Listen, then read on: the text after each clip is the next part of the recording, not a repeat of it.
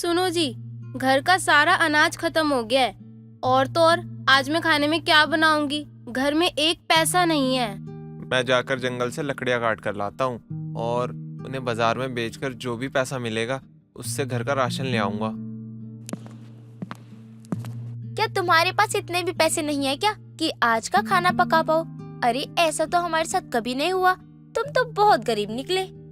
बहन, तुम तो जानती ही हो ना कि वो लकड़ी काट कर बाजार में बेचते हैं और उसी से जो मिलता है उसी से हमारा थोड़ा बहुत गुजारा हो जाता है। अब तुम्हारे पति तो शहर में जाके नौकरी करते हैं ना।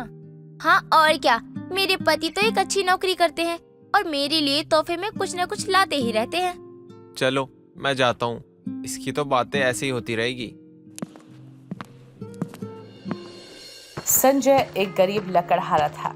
लकड़ियां बेचकर वो इतना ही कमा पाता कि एक वक्त का खाना ही नसीब हो सके। उसकी पत्नी सरला उससे बहुत प्यार करती थी, तभी तो इतनी गरीबी में भी उसे छोड़कर नहीं गई और उसे कभी एहसास भी नहीं होने दिया कि वो गरीब है। लेकिन उनकी पड़ोसन गोरी हमेशा ही उन दोनों को किसी न किसी बहाने से नीचा दिखाया करती। अब संजय जंगल में जाता है ताकि लकड़ियां काटकर उन्हें बेच सके। बारिश की वजह से ज्यादातर पेड़ गीले लग रहे हैं। अब गीली लकड़ियां कौन खरीदेगा? जंगल में और अंदर जाकर देखता हूँ, क्या पता किस्मत साथ दे जाए। ये पेड़ मुझे सही लग रहा है, इसे ही काटकर इसकी लकड़ियां बेचूंगा। मुझे मत मारो, मुझे मत मारो, नहीं नहीं मुझे मत मारो। हैं? ये आवाज कहाँ से आ रही है? मैं ये पेड़ हूँ। तुम बोल कैसे पा रहे हो? क्योंकि मैं एक जादुई पेड़ हूँ, मुझे मत काटो। मैं अगर तुम्हें नहीं काटूंगा तो फिर मेरे पास पैसे कहाँ से आएंगे? और अगर पैसे नहीं आएंगे तो मैं घर पर राशन कैसे लेके जाऊंगा? मेरी पत्नी मेरी राह देख रही होगी। तुम्हें राशन चाहिए ना? मैं तुम्हें सारी चीजें देता हूँ, लेकिन तुम मुझे काटना मत। जादुई पेड़ अपने जादू से आटा चावल दाल सभी चीजें उसके बोरे में भर देता है। उसको ये सब करता देख संजय हैरान हो जाता है, लेकिन खुश भी बहुत होता है। ये इतना राशन था कि उसका पूरा महीना अच्छे से बीत जाएगा। ये लेकर वो अपने घर पर आता है, जहाँ सरला ये देखकर बहुत खुश होती है। क्या बात है, आज तो लगता है कि आपकी बहुत अच्छी कमाई हुई है। अब मुझे लग रहा है ना कि एक महीने तक ना हमें राशन की दिक्कत नहीं होने वाली। हाँ, अब हमें परेशान होने की जरूरत नहीं है। मैंने संजय को बोरा लाते देखा। कहीं पर राशन फ्री में बंट रहा है क्या? क्योंकि जहाँ तक मैं जानती हूँ इतना राशन तो तुमने कभी अपने सपने में भी नहीं देखा होगा। ये मेरे ना पति की मेहनत की कमाई का राशन है। अरे मैं तो मजाक कर रही थी। अच्छा, जब तुम्हारे पास इतना सारा राशन आ ही गया है तो मुझे थोड़े से चावल ही दे दो। वो तुम्हें याद है ना कि मैंने एक बार तुम्हारी मदद की थी, तुम्हें बहुत सारे चावल दिए थे। हाँ हाँ, मुझे अच्छे से याद है। और वैसे भी अगर तू नहीं आती ना तो मैं खुद देने आ जाती। लालची कहीं की, सामान देखा नहीं कि आ गई मांगने। फुसफुसा क्या रही हो? जोर जोर से बोलो ना। नहीं नहीं कुछ नहीं, ये लो चावल। गोरी तो बहुत ही लालची थी। जब वो देखती है कि संजय बोरों में भरकर कुछ ला रहा है तो ये देखकर उसे भी लालच आ जाता है और उसके पीछे पीछे आ धमकती है। और कभी महीनों पहले उसने सरला को थोड़े से चावल दिए थे, इसी वजह से अब वो उन्हें वापस लेने आ जाती है। खैर, अब दिन यूं ही बीतने लगते हैं और एक दिन की बात है। सरला, मैं तुम्हें और तुम्हारे पति को न्योता देने आई हूँ। मेरे घर में एक छोटी सी पार्टी है, तुम दोनों जरूर आना। और हाँ, ये जो तुमने गंदे और फटे पुराने कपड़े पहने हैं ना, वो पहन के मत आना। मेरे पति के दोस्त आएंगे शहर से, तो अपना हुलिया थोड़ा सुधार कराना। मेरे पास एक भी ढंग की साड़ी नहीं है और सारी की सारी साड़ी पुरानी हो चुकी है। अब मैं क्या पहनूंगी?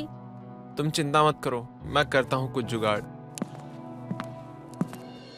कहो क्या बात है, अब कैसे आना हुआ? मेरी पत्नी के पास एक भी सुंदर साड़ी नहीं है, उसके पास सारी पुरानी साड़ियाँ हैं, तो मुझे एक सुंदर सी साड़ी चाहिए। बस इतनी सी बात, ये लो साड़ी। और हाँ, ये लो तुम्हारे लिए भी कुछ कपड़े। लेकिन मैंने तो अपने लिए मांगे ही नहीं, तो मुझे क्यों? तुम्हें भी तो जरूरत होगी ना, अगर पत्नी को चाहिए तो। अच्छा ठीक है। अरे वाह, इतनी सुंदर साड़ी, ये तो बहुत सुंदर है। हाँ, और देखना तुम, इस पार्टी में ना तुम ही सबसे ज्यादा सुंदर लगोगी।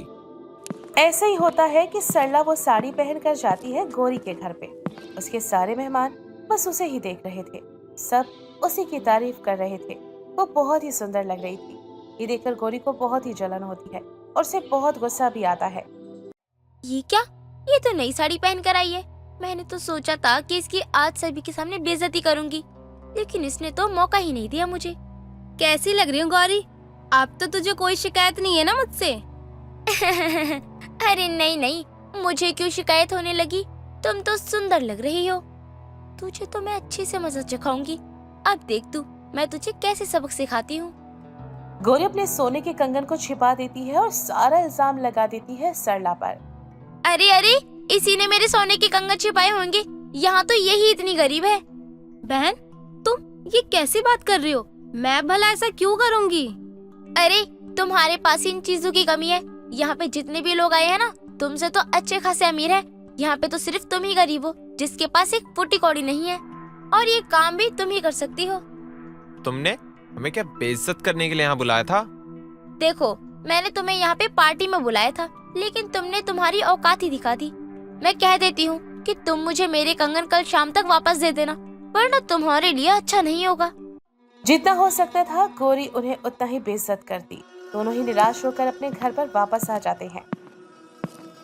अब हम क्या करेंगे? कहाँ से देंगे उनके कंगन? हमने तो उनके कंगन चुराए भी नहीं है। तुम चिंता मत करो, मैं कल करता हूँ कुछ जुगाड़। अब आएगा ना असली मजा। बड़ी आई नई साड़ी पहनकर अपने आप को हीरोइन समझ रही थी। सही मजा चखाया मैंने। अब देखती हूँ दोनों क्या करेंगे, कैसे अब इस मुसीबत से बाहर निकलेंगे। अगली सुबह होती है। संजय फिर से जादुई पेड़ के पास जाता है। कहो संजय, कैसे आना हुआ इस बार? क्या बताऊँ जादुई पेड़, बड़ी दुविधा और मुसीबत में फंसा हुआ हूँ मैं। बताओ क्या बात है, मैं कैसे मदद कर सकता हूँ? मुझे अब वैसे ही सोने के कंगन चाहिए ताकि वो हमारा पीछा छोड़े। ठीक है, मैं तुम्हारी सारी परेशानी खत्म कर देता हूँ। ये लो सोने के कंगन।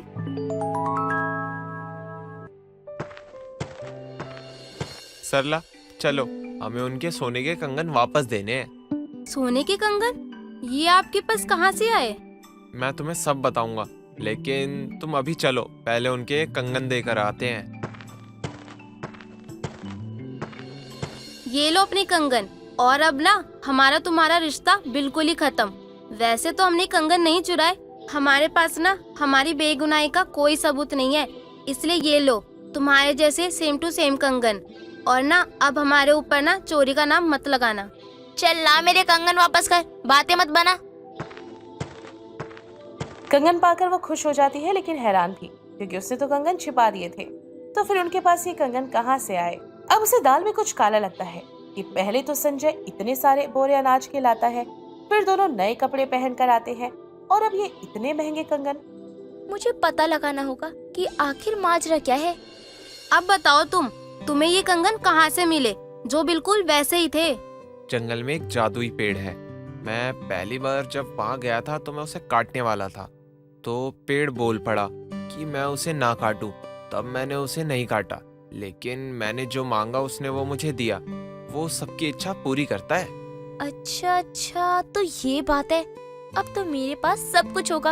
अब मैं उस जादुई पेड़ से गहने, कपड़े, गाड़ी, बंगला सब कुछ मांगूंगी। वो मेरी सारी ख्वाहिश पूरी करेगा। अच्छा सरला, मैं एक बार जंगल से आता हूँ।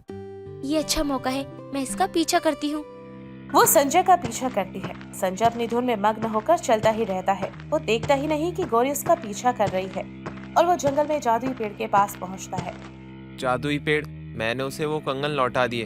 तुम्हारा बहुत बहुत धन्यवाद। इसमें धन्यवाद कैसा? ये तो तुम्हारे कर्मों का फल है। तुम इतने अच्छे दयालु किस्म के इंसान हो। तुमने आज तक हमेशा ही लोगों की मदद की है, तो बस अब मैं तुम्हारी मदद कर रहा हूँ। चलो अब मैं चलता हूँ। अब मैं भी जाती हूँ जादुई पेड़ के पास। ए जादुई पेड़, क्या तुम मेरी बात सुन रहे हो? कहो क्या बात है? मुझे एक रानी हार चाहिए, साथ ही मुझे एक बड़ी सी गाड़ी चाहिए, एक से बढ़कर एक बहुत सारी साड़ियाँ भी चाहिए, और रानी हार के अलावा बहुत सारे गहने जवाहरात चाहिए। ये सब मुझे अभी तुरंत चाहिए। ठीक है, जैसी तुम्हारी मर्जी। तुम ये लो रानी का हार।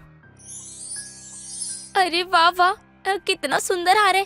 अब इसे पहनकर मैं सभी के सामने जाऊंगी और सब तो मेरी तारीफ करेंगे।